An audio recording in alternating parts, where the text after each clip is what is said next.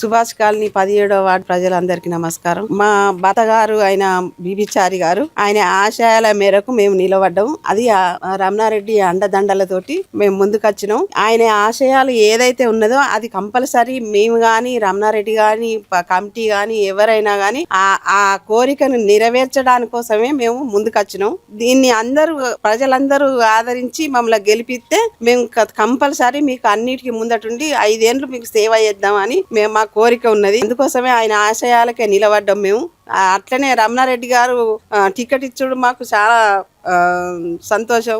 ఎందుకంటే మాకు ఆలోచన లేని టైము అది. ఎప్పుడు ఎవరిని కూడా ఆలోచించే అంత టైం లేకుండే, అయినా కూడా ఆయన మమ్మల్ని గమనించి ఆయన టికెట్ ఇచ్చిండు. దాని వల్ల మేము ముందుకు పోయి అన్ని పనులు చేస్తామని హామీ ఇస్తున్నాం. మా పిల్లలు గాని మేము గాని ఏదైనా కూడా ఈ కాలనీ ప్రజలకు, ఈ 17వ వార్డు కాలనీ ప్రజలకు ఏ పని అయినా కూడా మేము చేయడానికి ముందున్నాము.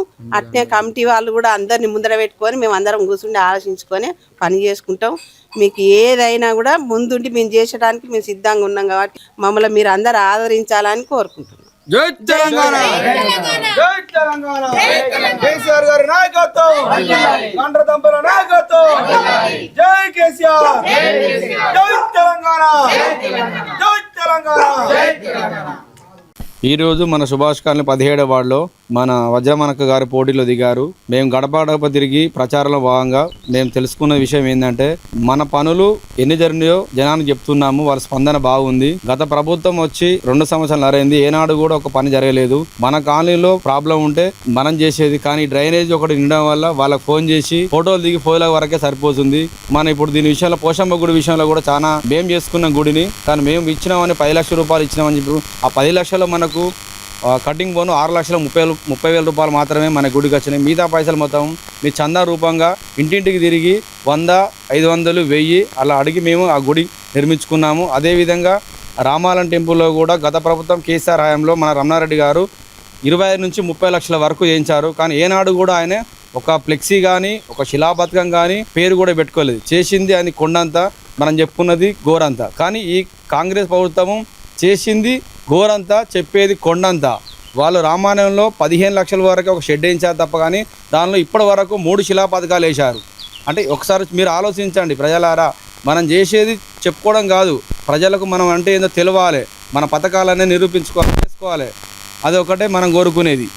జై తెలంగాణ. టీఆర్ఎస్ గవర్నమెంట్ లో ఫ్రీ నల్లా మన కనెక్షన్ ఉండేది. కేసీఆర్ పథకం రూపాయి కలెక్షన్ ఇచ్చాడు. మీ ఇంతవరకు బిల్లు కట్టలేదు. ఈ రోజు మేము మున్సిపాలిటీ పోయి మాకు ట్యాక్సీ కట్టమని వాళ్ళు ఫోన్ చేయడం జరిగింది. మాకు ఇంటి పన్నుతో పాటు నల్లా బిల్లు కూడా ఒక ఫ్లాట్ కి వచ్చేసరికి 2,000 నుంచి 3,000 వరకు మేము ట్యాక్సీ కడుతున్నాము. కాంగ్రెస్ గవర్నమెంట్ వచ్చినాకనే ఇది. అంతకుముందు టీఆర్ఎస్ గవర్నమెంట్ లో ఇలాంటి లేవు, మమ్మల్ని ఎవరు అడగలేదు. కానీ ఇది ఒకటి మీరు ప్రజలారా మీరు గమనించండి. ఈ 2 సంవత్సరాల మనకు ఏం జరిగింది, ఏం పోయింది అనేది ఒక్కసారి మన సాక్షిగా ఆలోచించి ఒక్కసారి మీరు ఆలోచించండి. సుభాష్ కాలనీ 17వ వార్డు అభ్యర్థిగా క్రీస్తుశేషులు బీబీచారి గారి సతీమణి బేతోజు వజ్రమణి గారు ఈ 17వ వార్డు తరఫున పోటీలో బీఆర్ఎస్ పార్టీ తరఫున పోటీలో ఉన్నారు. ఇదివరకు బీఆర్ఎస్ పార్టీ 10 సంవత్సరాలలో చేసిన అభివృద్ధి గాని ఈ 2 సంవత్సరాలు దాటినా కూడా కాంగ్రెస్ ప్రభుత్వం ఈ 17వ వార్డులో చేసింది మాత్రం ఏంటంటే, ఇక్కడ రోడ్లు గాని డ్రైనేజీలు గాని ఏ పని గాని బీఆర్ఎస్ ప్రభుత్వంలో చేసినాం. గండరన్ రెడ్డి నాయకత్వంలో ఈ డెవలప్ జరిగింది. కానీ ఇప్పుడు వచ్చిన 2 సంవత్సరాలు దాటినా కూడా కాంగ్రెస్ ప్రభుత్వం అయితే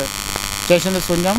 జనాలలో కూడా మంచి స్పందన ఉంది. ఎందుకంటే ఏదో ఈ కాంగ్రెస్ ప్రభుత్వం రేవంత్ రెడ్డి గారు అధికారంలోకి వచ్చినప్పుడు ఏవైతే ఉచిత 6 పథకాలు ఇచ్చిందో దానిలో కూడా ఒకటి కూడా ఇదివరకు అమలు కాలేదు. ఒకటి ఏంటంటే ఒక ఉచిత బస్సు తప్ప. ఆ ఉచిత బస్సు అయినా కూడా ఎవరికి పనిచేస్తుంది అంటే ఉద్యోగస్తులకి పనిచేస్తుంది. మా భూపాలపల్లికి డైలీ రోజు ఒక 200-300 మంది ఉద్యోగస్తులు వాళ్ళు ఇదివరకు కార్లలో వచ్చేది, ఇప్పుడు ఈ ఫ్రీ బస్సులలో వస్తున్నారు. నిరుపేదలకు ఆ పథకం వర్తించదంటే ఏదో 200-300కు కూలికి పోయే నిరుపేదలు వాళ్ళకి ఆ పనులకు పోతున్నారు. కానీ పనులు విడిచిపెట్టి అయితే బస్సు ప్రయాణం చేయడం లేదు. అది ఉద్యోగస్తులకి వర్తిస్తానికి. ఏ పథకము 500కు గ్యాస్ సిలిండర్ అన్నారు, అదే అమలులో లేదు. మహిళలకు 250 అన్నారు, 2,500 అన్నారు, అదే అమలులో లేదు. ఏంటంటే పింఛన్లు 2,000కు 4 అన్నారు, అదే అమలులో లేదు.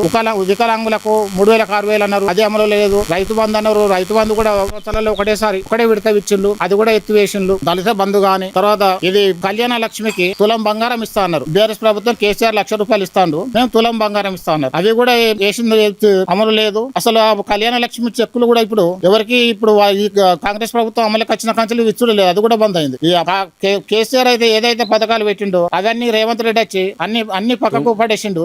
తర్వాత ఈ డిపెండెంట్ ఉద్యోగాలు ఉండే సింగరేణి వాళ్ళ ఈ రేవంత్ రెడ్డి వచ్చిన తర్వాత ఆ డిపెండెంట్ ఉద్యోగాలు కూడా ఎత్తివేసిండు. ఎందరో మంది కేసీఆర్ ఉన్నప్పుడు డిపెండెంట్ ఉద్యోగాలలో ఎందరో మంది ఉపాధి పొందిళ్ళు, ఎందుకు వాళ్ళ పిల్లలకు జాబులు వచ్చి వాళ్ళ భవిష్యత్తుకు ఒక పునాదిలో ఏర్పడదు. ఇప్పుడు మాత్రం మొత్తం వాళ్ళకు నిరాశ ఏర్పడ్డది. అందుకే ఈ కాలనీలో టీఆర్ఎస్ పార్టీ మంచి స్పందన ఉన్నది. మేము భారీ మెజార్టీతో వజ్రమారన్ గారిని టీఆర్ఎస్ పార్టీ తరఫున గెలిపించుకోబోతున్నాం. జై తెలంగాణ, జై తెలంగాణ, జై తెలంగాణ.